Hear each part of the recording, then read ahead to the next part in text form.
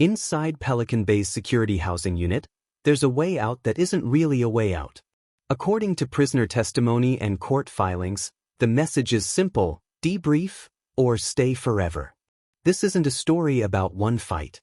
It's about a system, documented in lawsuits, investigations, and hunger strike records, where men can spend years, decades, in a concrete box.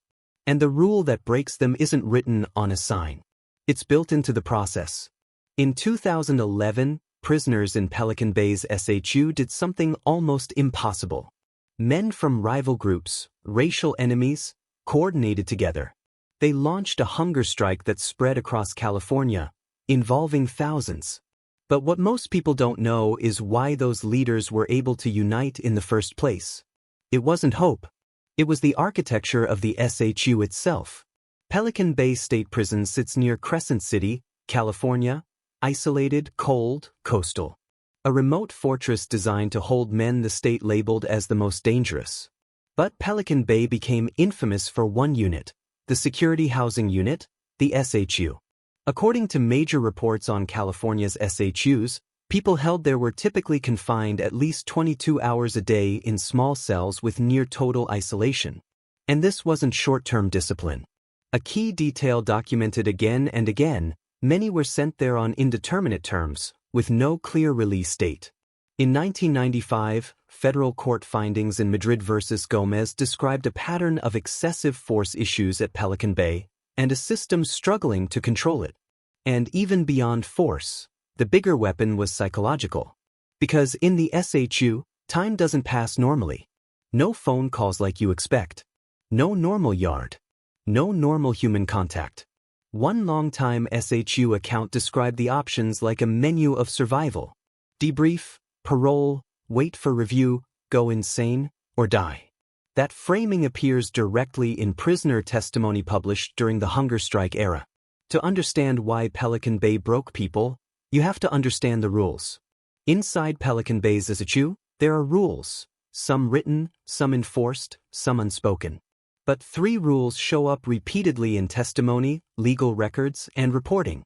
Court complaints and investigative reporting describe a system where SHU placement often hinged on alleged gang affiliation, not a specific violent act.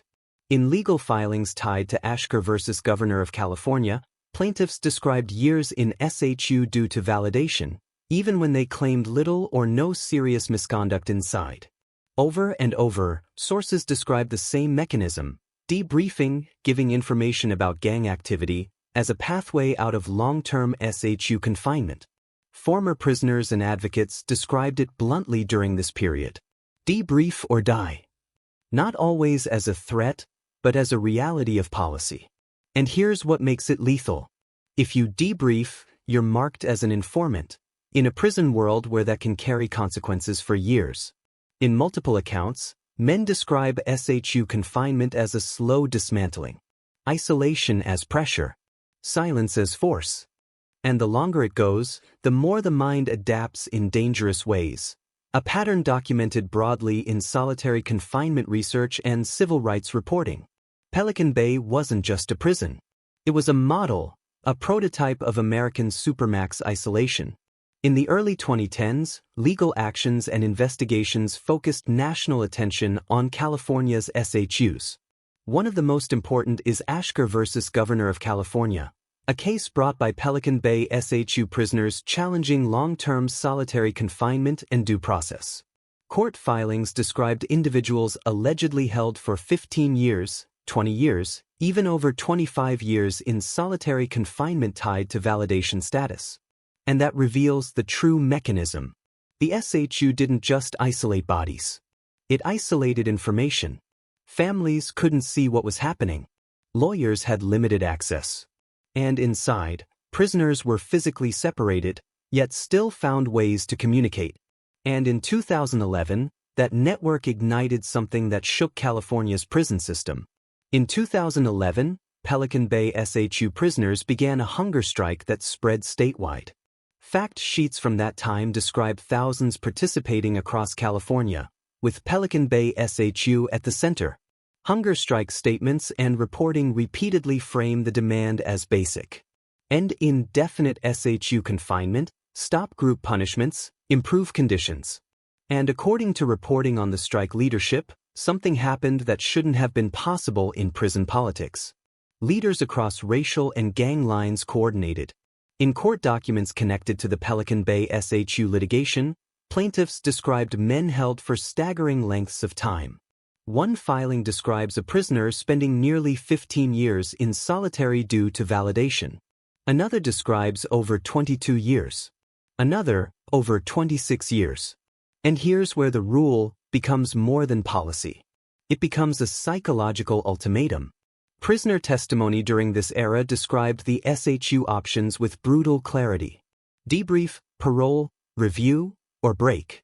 Multiple accounts describe debriefing not as rehabilitation, but as a coercive lever. Investigative reporting and advocacy materials describe people being told, provide information, or remain in isolation. This is why the rule breaks men. Because either choice can destroy you. Debrief, and you risk retaliation, stigma, consequences.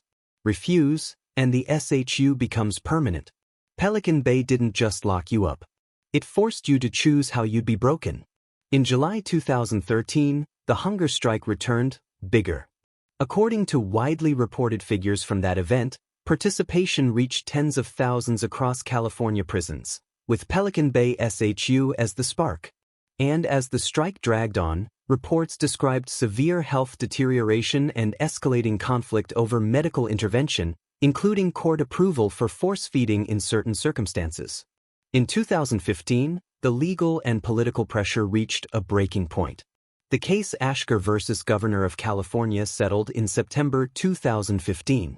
According to settlement summaries and later court discussion, California agreed to major reforms, including ending the practice of indeterminate SHU sentences based solely on gang validation.